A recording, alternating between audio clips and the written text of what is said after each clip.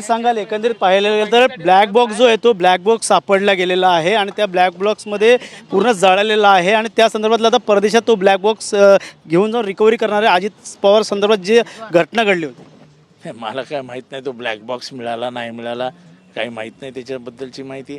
आणि जे टेक्निकल आहे ते टेक्निकल होईल, त्याच्यात आपण काय बोलू शकतो, आपण कशाला बोलावं त्याच्यात. कुठेतरी उशीर होतो या संदर्भात पाहायला गेलं तर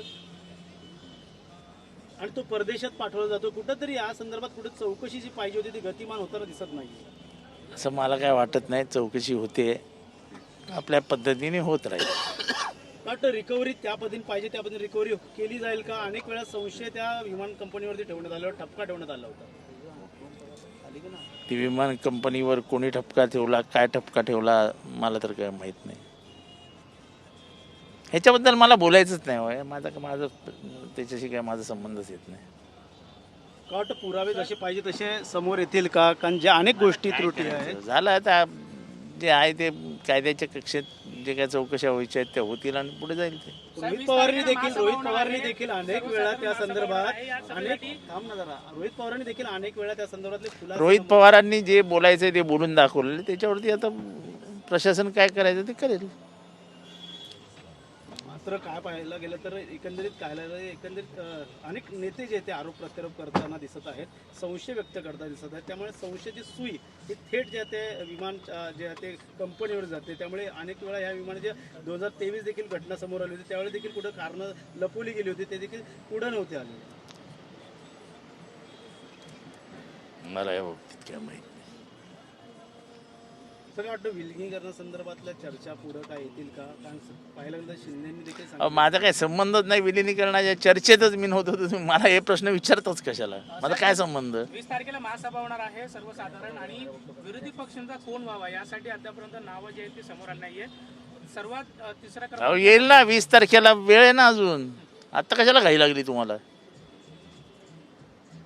प्रत्येकाचं एक वेळ असते, त्या वेळेलाच सगळं होत असतं.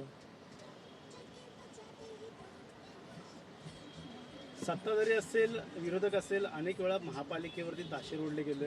महानगरपालिका ही गेंदाळीच्या कातडीसारखी अनेक वेळा विषय माणूस येतील पाठपुरावा करून सुद्धा विषय मार्गी लागत नाही. का वाटतं येणाऱ्या काळात मार्गी लागतील का विषय? आता महासभा आत्ता स्थापन झाली, आत्ता निवडणुका झालेल्या आहेत, बघूया काय होतं.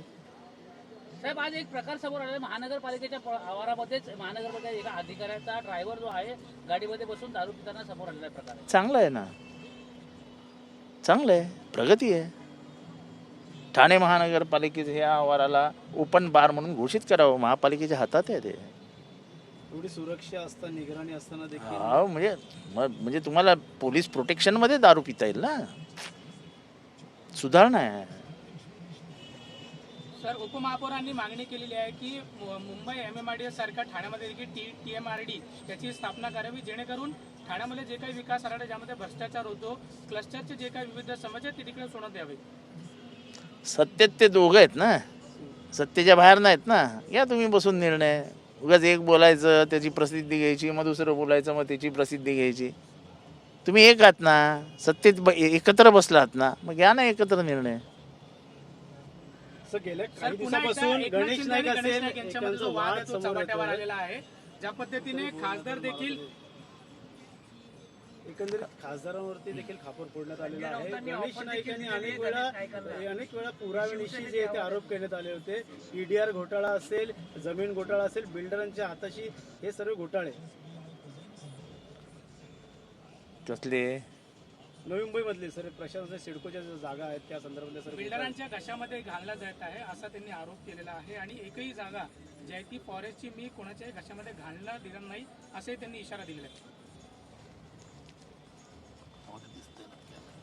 या संदर्भात फक्त खासदारच उत्तर देतात. आतापर्यंत उपमुख्यमंत्री एकनाथ शिंदेनी उत्तर दिली नाही. आपण एकनाथ शिंदे उत्तर देतात देत नाहीत, त्यांना प्रश्न विचारणं आम्हाला काय करायचंय? सत्तेत एकत्र असलेले पक्ष आपापसात भांडतायत, आम्ही काय करायचं त्याच्यात? आम्हाला काय घेणं देणं आहे? कुठेतरी एकीकडे महायुती म्हणून धर्मपाळाचा हा मग ते त्यांनी बघावं ना, आम्हाला काय करायचं? जास्तीत जास्त काय एखादी कुस्ती झाली तर कुस्ती बघायला जाऊ.